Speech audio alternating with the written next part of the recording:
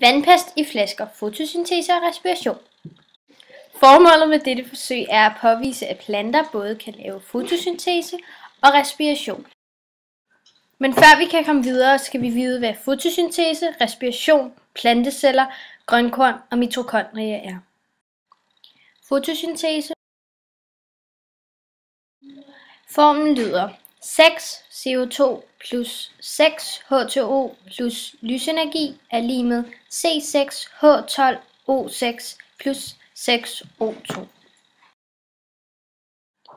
Det vil altså sige, at kuldioxid CO2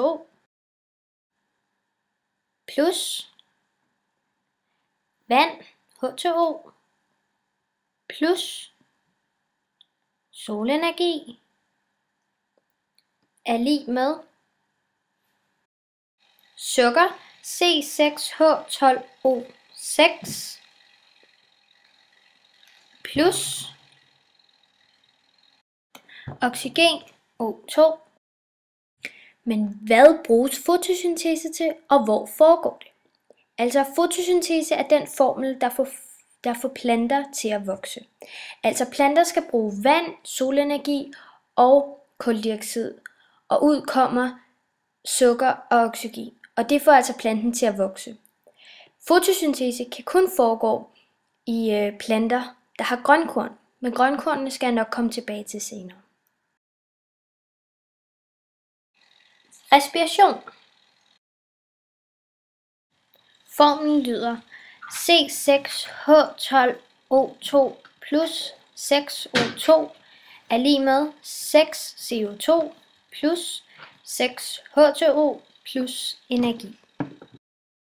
Det vil altså sige, at sukker C6H12O6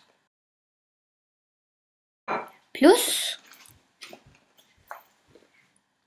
oxygen O2 er lig med kuldioxid CO2 plus vand H2O plus energi. Hvad bruger man respiration til? Hvis en plante ikke har grønkorn, bruger den respiration til at vokse. Det foregår lidt på samme måde som fotosyntese.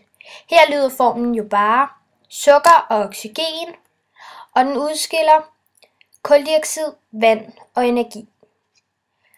Respiration foregår i mitokondrie. Men mitokondrie skal jeg nok også komme tilbage til senere. Plantecelle, mitokondrie og grønkorn.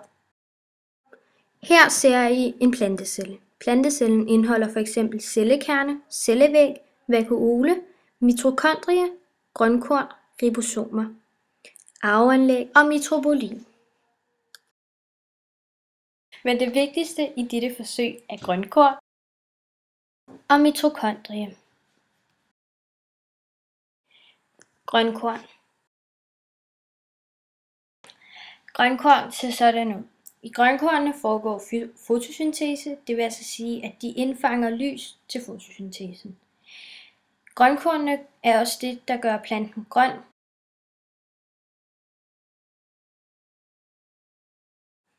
Mitokondrie.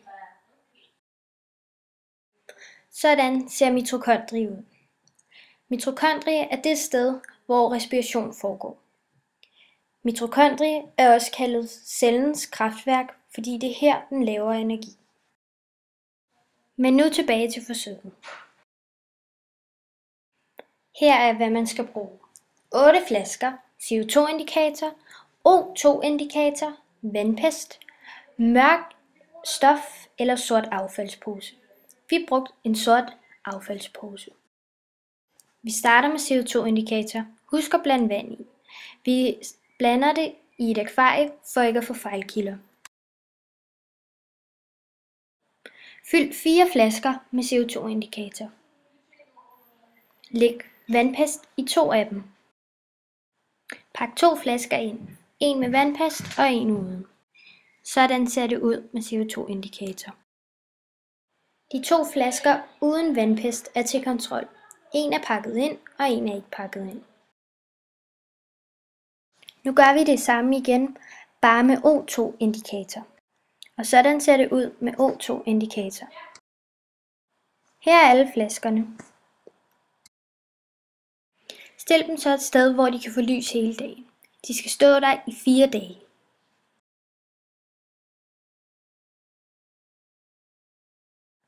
Hvad forventer jeg, der vil ske?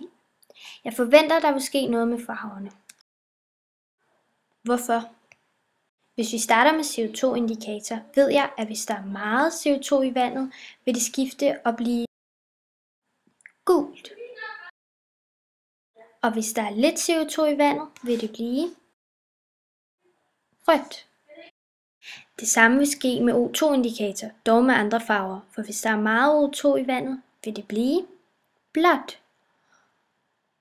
Og hvis der er lidt O2 i vandet, vil det blive klart. For at forklare, hvordan de forskellige flasker kommer til at se ud med farverne, har jeg givet dem alle et nummer. Vi starter med CO2-indikator. Nummer 1 og 3 er kontrolflasker og vil derfor ikke skifte farve, men det kan ske, at det vil skifte en lille smule. Jeg forventer, at flaske nummer 2 bliver gul. Hvorfor? Fordi den laver respiration. Det gør den, fordi den har sukker. Det får den fra plantens sukkerlager og oxygenen fra vandet. Men hvorfor laver den ikke fotosyntese? Den mangler solenergi,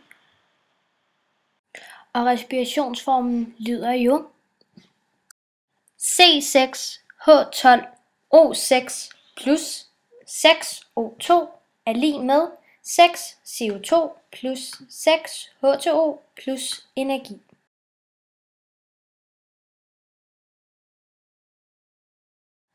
Nummer 4 forventer jeg bliver rød. Hvorfor? Fordi den laver fotosyntese.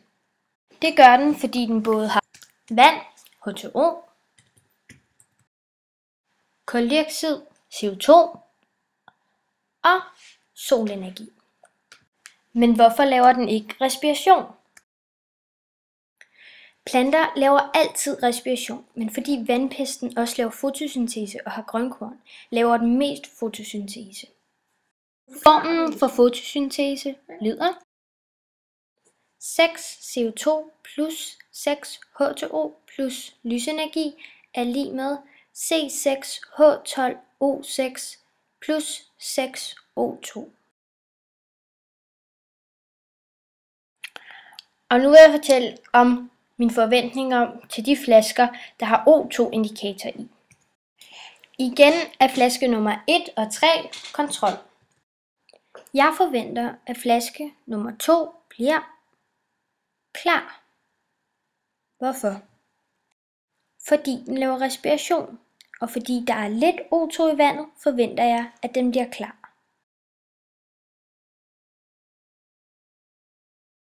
Jeg forventer, at flaske nummer 4 bliver blå. Hvorfor? Fordi den laver fotosyntese, og fordi der er meget O2 i vandet, forventer jeg, at den bliver blå.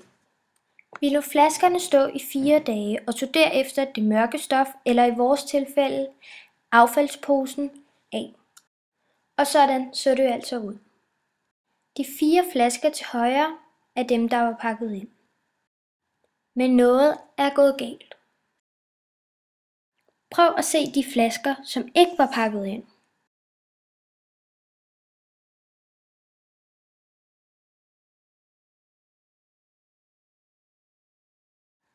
Dem med CO2-indikator ser ud som de skal, men dem med O2-indikator ser ikke ud som de skal. Prøv at se. Det her er tallene fra før. Jeg forventede, at flaske nummer 4 ville blive blå, men den er blevet klar. Hvad kan der være sket, og hvad kunne være fejlkilderne? Jeg tror, at der var mangel på kuldioxid. Og for at lave fotosyntese skal man jo bruge kuldioxid. Så derfor tror jeg, at den har lavet respiration i stedet. Så alt i alt så mine forventninger ikke helt ud som forsøgets resultat. Jeg håber, I kunne bruge videoen til noget.